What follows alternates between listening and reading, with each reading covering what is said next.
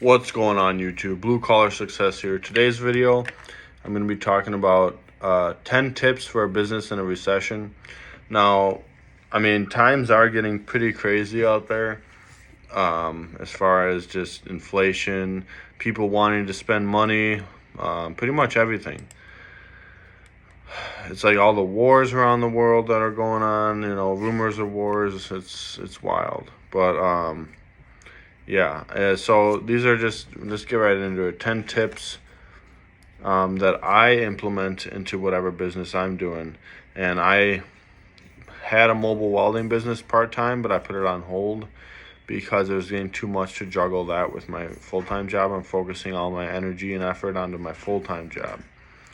So, it got too much. I didn't want to get burned out, but eventually I would like to go back and just do the mobile welding business. Just do that. But from being a business owner, I did it for about 5 years part-time, and then it got too much. So anyway, sorry I keep on ranting. I just want to give you a little bit of backstory about it. So these are what I would implement and tips that I've learned along the way. So focus on value. During a recession, customers are more price sensitive than usual. To stay competitive, it's important to focus on your value that products or services provide to customers. So, you want to provide good quality work for a decent price. And I know a lot of these people, especially when I was in mobile welding, would try to lowball you. You got to set minimums. I know it sounds unfair, like you're whatever, just being greedy or not, but you're really not. You have insurance, business insurance, car insurance. You got the equipment breakdown, equipment wear and tear, your vehicle wear and tear. If you got employees, the expenses never end, and yet you still have to pay yourself. So just because you're charging $100 an hour, $150 an hour, doesn't mean you'll be seeing that and you'll just be walking straight to the bank with like $400 or whatever. Oftentimes, I'd say about 60% of what you make goes either back into the business or goes to expenses. So you're making only 40% of that to take home to yourself, and then you got home bills, whether that be mortgage, kids, whatever. So you got to be realistic, and if you don't price them, reasonably and you go out there too far, someone else is going to take that job. They'll low bid it. But oftentimes the low bidders are the guys who don't know what they're doing. And that's one thing I found is the guys who do the lowest bidding possible work, like $60 an hour for welding, they oftentimes don't know how to do work. Gunner, quiet! Oh my gosh, my dogs are just going nuts today. But I gotta let them out after this video, so let's get rolling. That's about that. And then number 2 would be flexible with pricing. Now, you don't want to cut them like a big, huge deal. This kind of goes on to this last one that, you're not making any money, but just try to understand where they're coming from. Be flexible, but still have your minimums.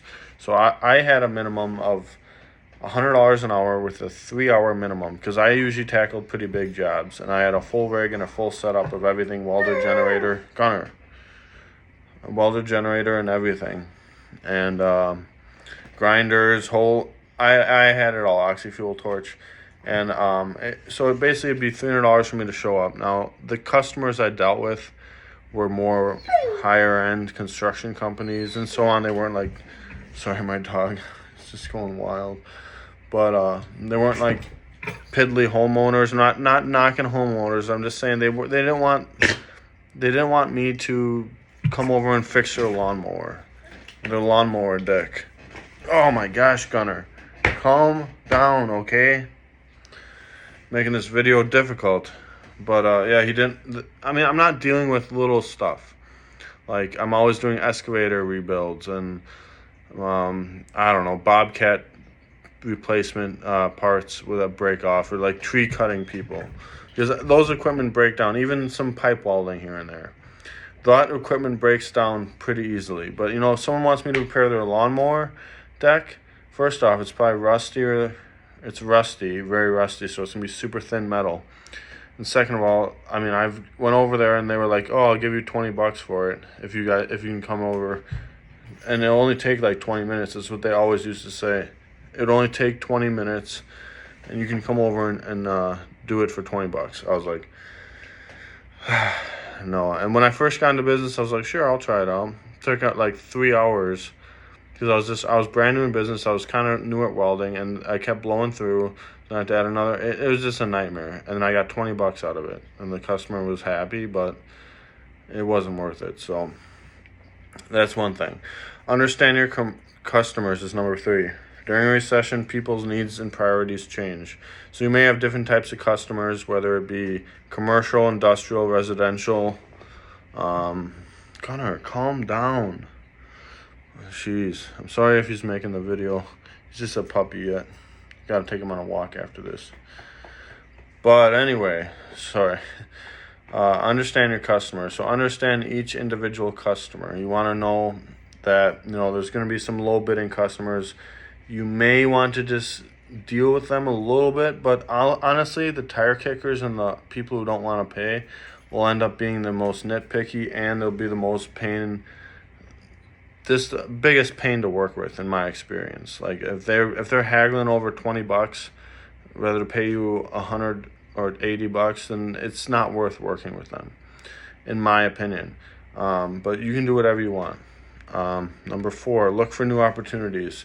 A recession can also present opportunities for businesses that are willing to adapt. So you can look for new markets. I always thought about maybe getting into the underwater welding field and having all that stuff. I mean, with welding, when you have your own business, there's so many different options you can go with. And whether it be pipe welding, structural, repair, shop, anything. And there's so many different types of welding, TIG, MIG, stick, flux, all different types and all different types of material. So you just have to find out what works best for you. And so new opportunities is a huge one, because in recessions, there's going to be tons of people looking for work, but there's going to be a lot of low-hanging fruit, but you don't want to go for that. You want to seek out new opportunities. Where is there the lowest amount of qualified people in an area, but the highest amount of demand? So if someone, say you're an underwater welder and you're super qualified, you can do pipe underwater, everything. There's such a high demand for it because no one wants to do it, or no one can do it because they're not qualified. Do you know how much you can charge for that? Pretty much whatever you want. Now, and these are, you're not charging like some Joe Schmo off the street who lives next to Nancy or whatever. No, you're charging these big oil companies who have billions of dollars in the bank to repair a cracked beam or something underwater. I'm just giving an example. But, again, find a very low density, like not many people doing it, or not many people know how to do it, and it's in super high demand and a very essential. That will tell you where you can get your money from and how much you're going to make. I have a buddy who went in underwater welding. I don't even know how much exactly he makes, but he works like 6 months out of the year and he's just doing fine. Makes as much as I do in a full year, which is crazy. But, to each their own. But that's just an example. Number 5, create a sense of urgencies. Customers may be hesitant to make purchases during a recession. Now, you can create a sense of urgency, like say a customer's bucket on a skid steer broke or something. You can be like, well, if you don't fix this bucket, it's only going to get worse, and it's going to cost more the next time I come to fix it because I'm going to have to replace the whole bucket. So you don't have to sound panicked or sound like it's the end of the world. Just be like, offer solutions. Be like, hey, this may happen. If I don't fix it now, it will get progressively worse, and then it'll end up costing you more in the long run. But if I fix it now, it will last for another couple seasons. That's my way, and that's what I would do. Expand your sales channels. Now, advertising is a big deal nowadays. Everything's online. Everything's, I don't really use Craigslist because it's just garbage. You get a lot of tire kickers on there. But I like making a website, business cards. Facebook, Google My Business, stuff like that is great. But also cold calling. It's super underrated, kind of scary, kind of nerve-wracking, but it's totally worth it. Cold calling, it takes some balls to do that, but I've done it before, and I've probably got rejected 90% of the time. But hey, that 10%, I probably made like, I don't know, a couple thousand, 4,000 out of it. But it's just insane. Like cold calling. What I mean by that is, I'm sure many of you know what that means, but so I would call all the construction companies in my area and be like, hey, I'm a mobile welder. I just got in business. I was wondering if you do need any services in the future. I'm 24/7. Just here's my number. Take it down. I can do this, and I'm fully insured and bonded. Thank you. Have a nice day. Click. Yeah, and then sometimes they'll be like, whoa, hold on. You do what? Can you come out right now? But that's pretty rare. But that'll happen. Another, I'd say, eight or nine out of the 10 calls I would make, they'd be like, no, we already got someone in house, or nah, we'll call you. Never call me. But those 1 or 2 times out of every 10 calls, I called probably 100 different places, and I probably got 10 good business leads out of it, which ain't that bad. I mean, yeah, it takes time, but those 10 business leads turned into 10 more, and it's all about communication. And just like 7 is investing in digital marketing, that's important too, like having a website, Google My Business, just like I said. Business cards, look professional, sign on your truck, everything like that. But this word of mouth spreads like crazy. Whether you're a good or a bad contractor, you will know if you are one of the two sooner or later. 8 is take existing care of your customers. Take care of your existing customers. So once you're making it and you're killing it big, and you're doing such a good job in business, you feel like, I don't need those customers. Don't do that, because those were your first customers. Those were the ones that helped you make it. Honestly, like my first customers, when I was running my welding business in the first year, like I probably charged them $100 total, and then I started raising my prices, and they raised with me. But they were loyal, good paying customers who always had consistent work. Now, they may not be the best paying huge job customer, but they were consistent, steady work in a slowdown. So you never want to just, in good times, be like, oh, forget them. I'm not making enough money, only $300 a time. It's a waste of my time. Never forget them, because I have gone back to them so much, in tough times. Like, it's just insane. Like, they have repeat business, which is huge. But if you cut them out, they'll find someone different, and they won't call you back. You forget about them, they'll forget about you. It's a two-way street. So just don't do that. Make sure you take good care of them. Don't slack on quality just because you know that they're not as high of clientele as other people. Just do a good job through and throughout 100% of the time. It's all it takes. And then 9, be aware of competition. You always want to be aware of. I always look up mobile welders in my area when I had my business, and I always looked up, what they were charging, or I'd give them a call and be like, hey, blah, blah, my name is blah blah blah. What do you guys charge per hour? Just to get an idea of what they're charging per hour. That's all.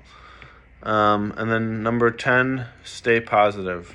It can be very challenging to stay positive in these tough times, and these just weird times, like with everything globally going on.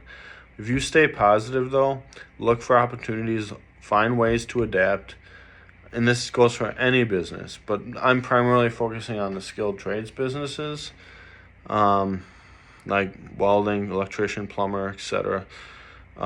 It's a very difficult time. It makes or breaks a business, that's for sure. But oftentimes a recession will either make you grow or it'll make you just fail. It's usually one or the other. And then sometimes recessions are the best time people ever had in their business. It all depends on what kind of business you are doing too. But yeah, I can go on more on this later, but it's just wild how in-depth this stuff is and what I've learned. I just turned 28, so what I've learned since I got out of high school is just insane. With starting my own business from knowing nothing to just knowing on my feet, to being in an apprenticeship, to being in the trades, to being a pipe fitter. The amount I've learned in 10 years since I graduated high school is just unfathomable. And I have so much yet to learn. I'm always learning. I always try to stay humble. I'm always learning, but I've come so far as a business owner, just as a person in general. So I appreciate you all watching, and if you have any questions, let me know. And until the next one.